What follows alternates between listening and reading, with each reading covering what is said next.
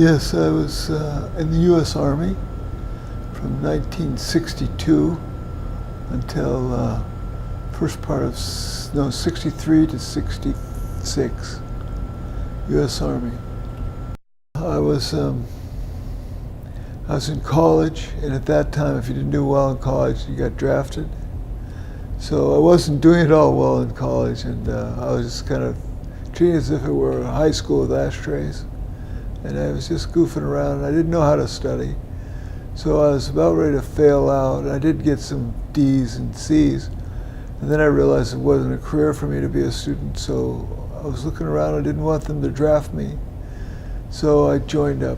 I joined the U.S. Army as a paratrooper, and that was because I thought of me as being an adventuresome person.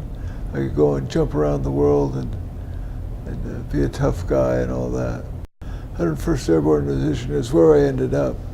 And there was months of training. We went to basic training, and then I went to artillery school, and then went to jump school, and then finally we landed in Fort Campbell, Kentucky. 101st Airborne Division was our depot. I can tell you that nobody knew very much about Vietnam at all. I mean, we knew it was a country in Southeast Asia, that's all. And I was aboard ship before they even told us where we were going.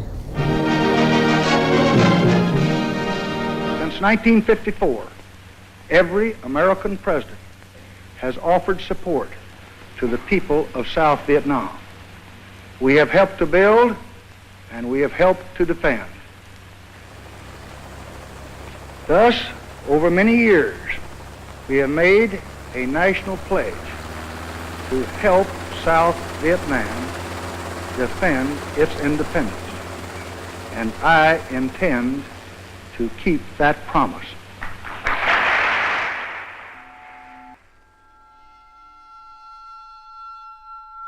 I didn't know anything at all, and in fact I thought, my government must be right. I mean, we couldn't be wrong.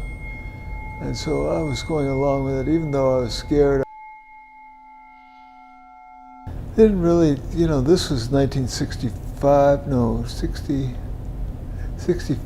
and it was so early on, people didn't even know what was happening over there.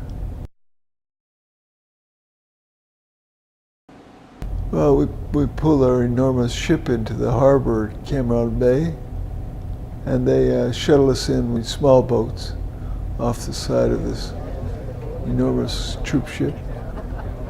And it was very hot, and I couldn't just say it couldn't be this hot, could it?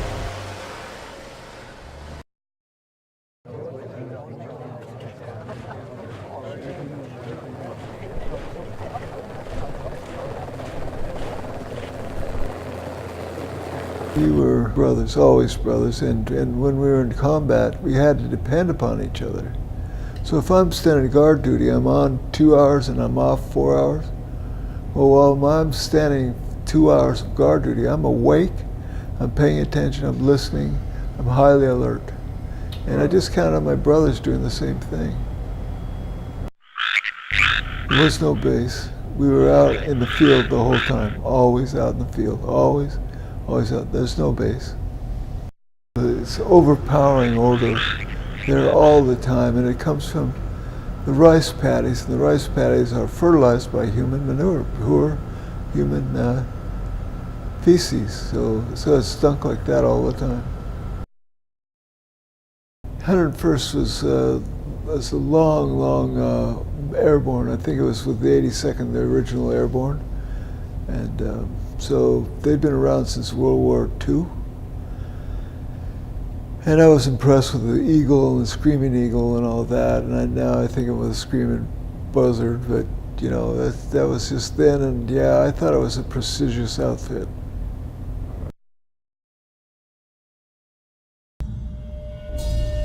The people were wearing these cone hats and black pajamas, and they're friendly and open and seemingly, but I had the sense that they didn't want us to be there, didn't want us to be bringing war to their country. They'd already been in war for maybe 30 years. They'd been in war. They didn't want any more war, and that's what we were bringing. So the people who were walking by, collecting bottles for money, might be attacking us at night. So it made me kind of paranoid.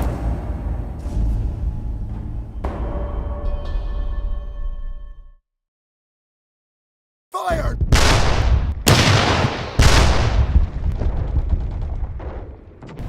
And I would be always ready. And I carried a .45 and had a shotgun some of the time. And some of it, because, you know, whatever I would be fighting would either be far away, say miles, with a mortar, or close in. So I didn't carry an M16 much.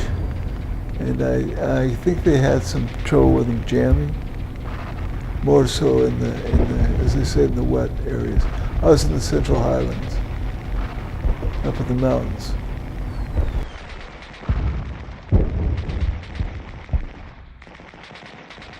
The VC, Viet Cong, we didn't see him much. Even when we were in battle, we hardly saw anybody. I had a 4-point deuce mortar, which is a big shell and a big tube, and it could travel 2 to 3 miles, so you might not even see anybody.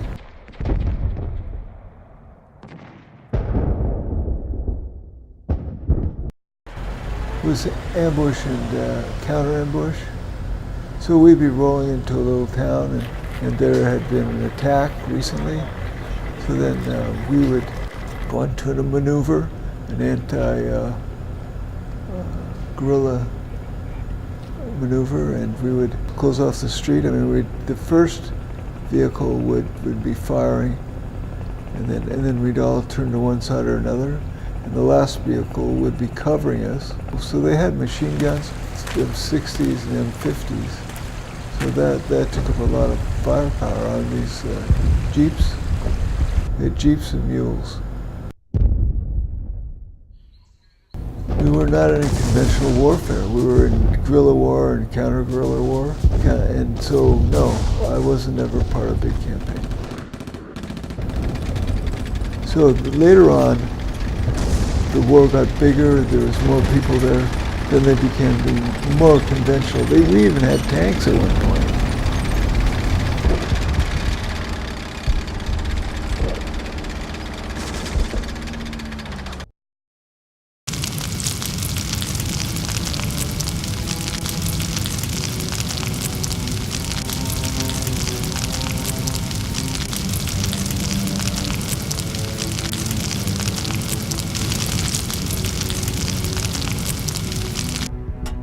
I had a 4-point deuce mortar, which is a big shell and a big tube. We would be loading, we would be firing away. At one time, we got a ceasefire, ceasefire, ceasefire. And one of our there are 4 guns in a company. Mine was one. One of the guns had misaligned, and they fell right on our troops. That was horrible. Killed our friends. 7 of my friends died that day.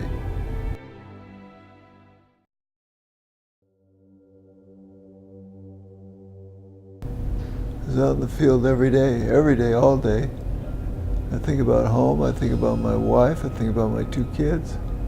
One of my children was born when I was on the USS Eltinge on the way over to Vietnam.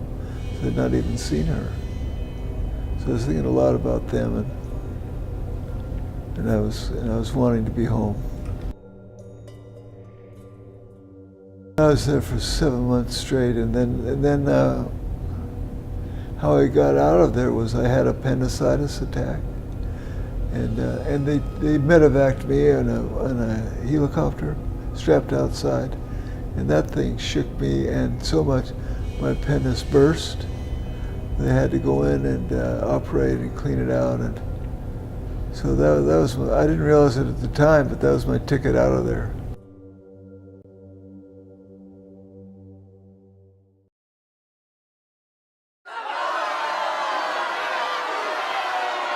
I anticipated I would get a hero's welcome and parade and all that, and it wasn't like that a bit, you know. People were just saying, you know, got too bad for you and you better be quiet. And yeah, I was happy to see my family. My family was overjoyed to see me, and I got lots of hugs. I saw my daughter for the first time.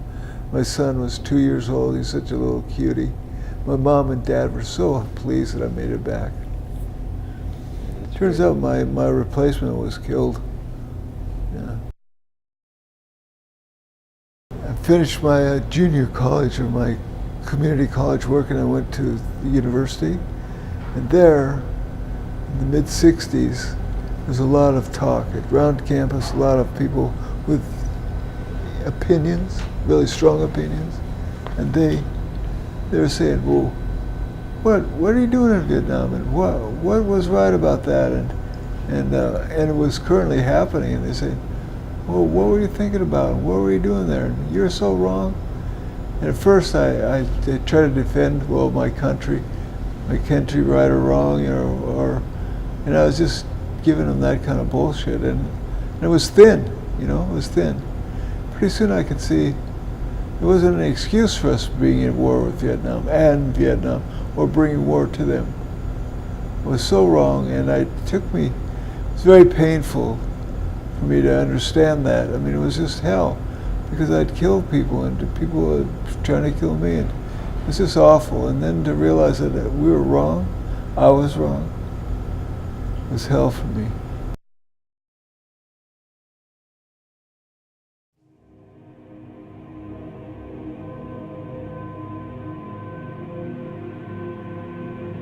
What I want to say about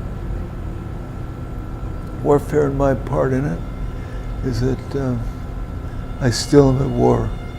I have post-traumatic stress disorder, and sometimes it's really fierce for me. And when I think things are out of control, I try to control them. I try to impose my will, and it's really a conflict with my wife, because she's pretty strong-willed too. So. That's one way that it rises up. Sometimes I just get scared. I mean, for no reason, I get frightened. Used to, I'd wake up in the middle of the night screaming and yelling, and no more, I don't do that, but I still have post-traumatic stress disorder, so I think I'm still at war. And I still suffer physical ailments that are directly related to my time in Vietnam. Exposure to Agent Orange has really compromised my ability to walk. So I'm still at war.